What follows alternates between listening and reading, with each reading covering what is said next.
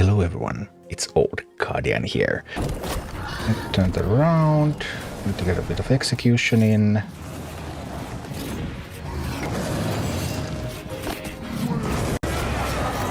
And we're going to drop Cheat Death on these Harpies. Boom. Great content. That's a subscribe from me, fam. Wow, that is so cool. Maybe I can do... Oh, okay. Okay, well, what if I try this and... Oh my god, there goes my Harpies again. Okay, well, surely we'll get it this time if we just spawn the Harpies. What the heck? How did the chain lightning hit them? Okay, apparently... Oh, I've learned. If I stack my Harpies on top of the Huntress, the chain lightning comes out. Okay, so we're going to spin them around with the Quill Bore. We're going to hit them with the... Okay, the Ogre Mage. Fine. Okay, we got the Harpies in position this time. This is it. Okay, you got a Huntress. We're fine. Okay, apparently I need more than 2 Harpies to do this. Okay, we'll try again. Let's spawn the Harpies here. We got this. All right. No, we don't got it. There's a freaking Ogre Mage in the way again. Come on, man. Okay, so Whelpeggs, bottom right to push him away. And then he took my Quill Bore. Are you kidding me, dude? Okay, fine. We'll do it like this. Okay, we won't do it like this. That's fine. Any more game? Okay, fine. Sure.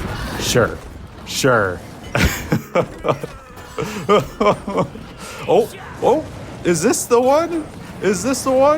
Here we go. Oh my god, it's working. Finally. Are you kidding me, dude? Amazing. The science of making Harpies work in Dire Maul. This run does not use Execute because I do not have it at an appropriate level. It's got to be within 3 levels. You see here it's down 4. So I cannot make these enemies berserk and attack each other in stage 1. Here's our deck. We are using Baron Rivendare, and we are using Chill of the Grave on Baron Rivendare. It's considered his strongest talent. We have Huntress, and we're using the Shadow Meld talent, which doubles the damage of their first attack against all enemies hit, which is pretty good for triggering the Berserk, the Drunken Rage mechanic of stage 1. We have Quillbore, and we're using Tunnel Vision, which is nice for securing chests very quickly. Bristleback is a very strong talent as well, and you can use that.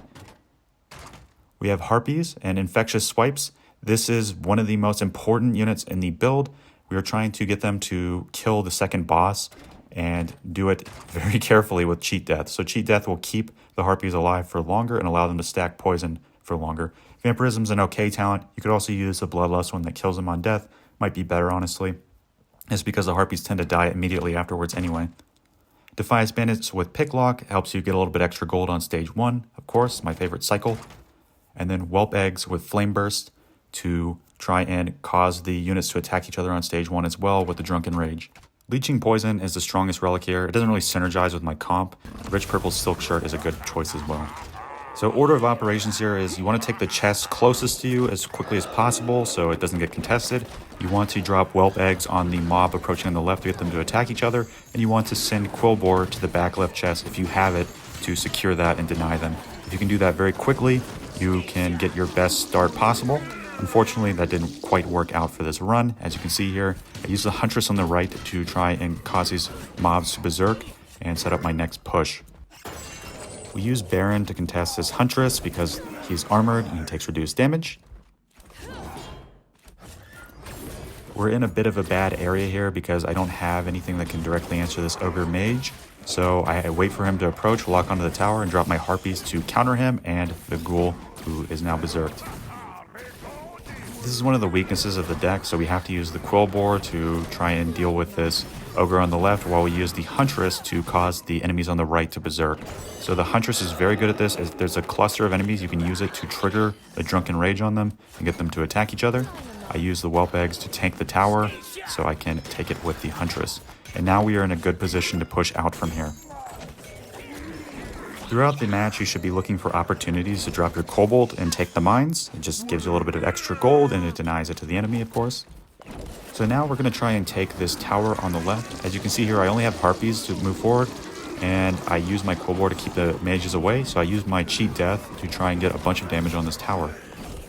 We're going to take the gold mine on the right because there are no enemies spawning, and this further cements our lead with gold. I'm holding onto my whelp eggs here because I'm expecting something to spawn. Basically, you want to try and drop your whelp eggs when you get to this point in the back corner, usually the back right corner, and try and catch a big spawn. If there's a bunch of grunts or ghouls or what have you, you can catch all of them and cause them to berserk, and this will cement your lead and it'll cause a feedback loop where the boss is constantly attacking the new spawns. And this can allow you to snowball to the end of the match and win. Here's an example of it getting insane value when you drop your whelp eggs in the back right. You see there's a big mob here approaching, and the second one will spawn to reinforce it. I don't have to do anything else. These whelp eggs are just going to clean up everything, and I basically traded 3 gold for like 20. So keep that in mind when you are placing your whelp eggs towards the middle of the game. If you can place it on their back spawn, you can get a lot of value that way. We have 2 cost reduction talents here. The poison talent doesn't seem to do anything for the harpies, and it doesn't seem to do anything for the whelp eggs past the explosion. So we're going to go with Band of the Protector for the 2 gold reduction over the 1 gold reduction on the Cheat Death. So we have to be smart about how we counter the enemy here to get ahead and create a window for our harpies to reach the boss. Whelp eggs are fantastic against these spider clusters, and if there's another enemy like the Huntress near it, you can spawn the eyeballs on top of it and kill everything. It's great value. I cycled my Defias left so I can hold this kobold, and then I made a kobold to try and take the gold. Unfortunately, he spawned an ogre mage, but this does open up a little bit of an opportunity to send my harpies to the right. Unfortunately, usually that eyeball comes out around this time, around 3 minutes on the right, so we had to use our Quillbore, and spawning the Quillbore caused another eyeball to come out, which neutralized our harpies. Generally speaking, if you're trying to get the harpies out, you want to do it on the left. So we're going to drop our kobold in the middle of our base on the right side here, so if the eyeball spawns, it has time to be sniped by my base and protects my kobold from being sniped as well. So now that my Huntress is one on the left, we can spawn our harpies on the left. I wait a bit too long here because I'm expecting to take the meeting stone, and unfortunately I lose the meeting stone. I found that this is very common, so I think if you have a window to spawn your harpies on the left, go ahead and do it. Now, unfortunately, he answers me with an ogre mage, so I end up losing this push. You're going to see the eye will delete my harpies, and then I get a little bit greedy and I drop the whelp eggs behind. So now we're in a position where we reset, so we have to try and create another window for our harpies to get in. We're going to try and spawn our harpies on the right this time. We're just hoping anything will get through. This is a little bit premature, I believe, because we're not really answering anything, but we can use Cheat Death to take out this Huntress, and it will be a somewhat favorable trade. We'll keep our harpies, and we will do a lot of damage to this Prowler, and we will keep 1 harpy overall. So that is a good application of Cheat Death, is using it to keep your harpies alive against like a Huntress or an Ogre Mage, particularly when it's closer to your base, because it allows you to cycle back to it for another attempt. So now we're trying to get the gold here with our kobold, which we spawned next to our base, and we are going to try and push our harpies forward and once again get them near the boss, because once they get near the boss, they can kill it quite easily. The trouble is getting it next to the boss. So he spawned a Huntress in response to my harpies once more. It would have been nice to have this Baron Rivendare out sooner. We're going to spin the Huntress away with the Quillbore, and we almost kill the Huntress, but it does bounce and hit my harpy.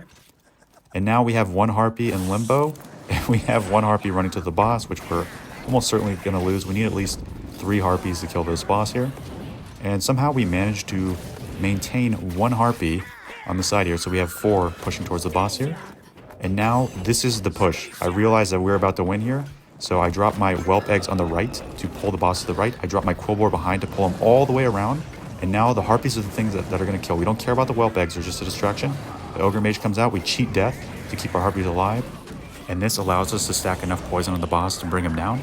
It's all about being patient and waiting for the right window. Don't overcommit gold, and wait for that window and you can take him down. The Bone Whistle with the Skeleton Mages is good, but we're going to go ahead and take the Stealth because it adds utility to our run. So starting off, we want to try and hold this push. We are going to use Baron to tank, and then we're going to use the Huntress on the right to clear these grunts. If you have harpies in your opening hand, you can spawn the harpies on the right, and they will resume their push on the right as long as you do it correctly. And it's a better defense overall, but I didn't have harpies in my opening hand, so this is an alternative. And now we send the harpies, and we drop Quillbore behind the Elf Mage on the right to get the curse on him, and also to reduce any splash fireball damage that we're going to get. We've got a pretty hefty push here, so we're almost certainly going to take that mage. So now we're going to turn our attention to the left here. I'm going to use Baron to tank the boss because I know he does melee damage and Baron is armored, so he will take half damage from this boss. We're going to send out our Kobold to secure this gold mine as we push on the right. We want to make sure that the right makes it to the boss first, and this will cause Gordok, the Gordok King, to come to the right, and it will open up the mage to be killed. And now I'm going to drop the Harpies to try and take this tower, and I'm going to use Kobold to tank. We're not in any rush to push on the left here. We want the mage to engage King Gordok so he gets cursed. Now, unfortunately, my Harpies just immediately go for the boss, so I have to try and improvise to kill the Ogre Mage on the left because that's the healer, and that's going to be the stopgap for doing enough damage to the boss. To get units to better engage with the blue mage, what you want to do here is look here. So early on in the match, around 255 or so, we spawned a Baron at the bottom left of our base here. This makes Baron more likely to run on the outer edge of this side, which makes it more likely for him to hug the top. As you can see here, we're at 210 now. This is the first Baron I dropped. He's hugging the top edge, and now he's more likely to engage that blue Ogre Mage you can see here. And if you can snowball more of your units by spawning in the bottom left corner like that, you may have a greater chance of killing that Ogre Mage more easily, and then snowballing into the boss and winning that way. So hopefully this has given you some ideas. If you like what I do, please leave a like, comment, or subscribe to my YouTube. It lets me know that I'm doing the right thing, and I'll keep making more videos. Hope to see you all on the flip side. Take it easy, y'all. Peace.